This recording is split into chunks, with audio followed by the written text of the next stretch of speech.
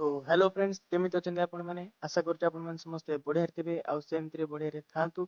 तो मु स्वागत करछि मोर आ गोटे नुआ ब्लॉग को। तो पूर्व वीडियो रे मु आपण मानकर कमेंट सब देखुतिली कि मोर वीडियो रे वॉइस टी क्लियर आसुनी आउ बाकी मोर वीडियो एडिटिंग का टिके पूर्व वीडियो ठीक नथिला टिके कोन नथिला तो ठीक। तो फास्ट तो वीडियो एडिटिंग ठीक नथिला कोन पई कारण ମୁଁ ବହୁତ ଜଲ୍ଦି ଭିडिଓ ଏଡିଟିଂ କରିଥିଲି ଆଉ ବହୁତ ଜଲ୍ଦିରେ ଅପଲୋड କରିଦେଲି ଆଉ ଭଏସ୍ କ୍ଲିୟର ନ ହେବାର କାରଣ କ୍ୟାମେରା ଆଗରେ କହିବାକୁ ମୋତେ ଟିକେ ନର୍ଭସ୍ ଲାଗୁଛି। ତ ଆଗକୁ ଆପଣମାନଙ୍କୁ କେମିତି ବେଟରରୁ ବେଟର କଣ୍ଟେଣ୍ଟ ଦେବି ଆଉ ହଁ ଭଏସ୍ କ୍ଲାରିଟି ମଧ୍ୟ ନିଶ୍ଚିତ ଭଲ ଭାବରେ ଦେବି, ସେଥିପାଇଁ ଆପଣମାନେ ସିଓର ରୁହନ୍ତୁ। ଆଉ ବାକି ଯେମିତିକି ଆପଣମାନଙ୍କୁ କହିଥିଲି କି କଲେଜ ଟୁର୍ ଯିବି ବୋଲି, ତ ଫିଲହାଲ ପାଇଁ ରେଡ଼ି ହେଇସାରିଛି କଲେଜ ଯିବାକୁ।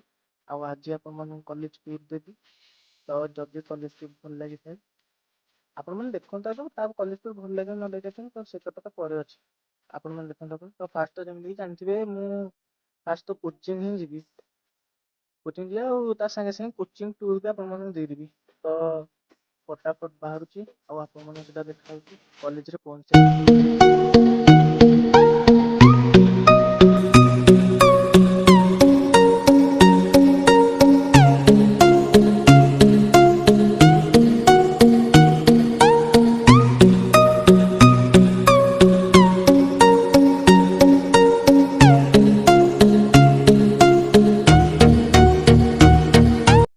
ତ ଏଇଟା ଥିଲା ଆମର କୋଚିଂ ଟୁର୍ ଆଉ ବାକି ଏବେ ଦେଖନ୍ତୁ କଲେଜ ଟୁର୍।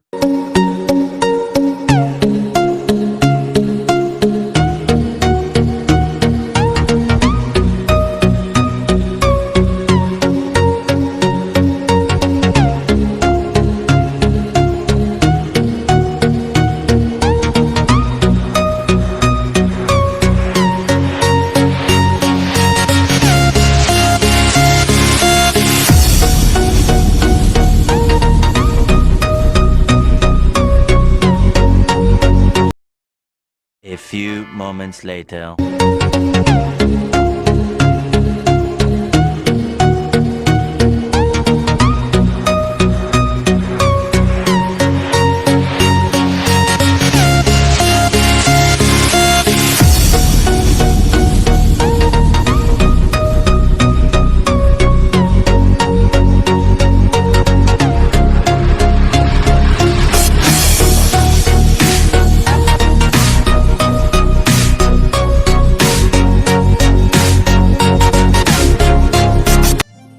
तो फाइनली आसिक ଏବେ ଘରେ ପହଞ୍ଚି ସାରିଛି।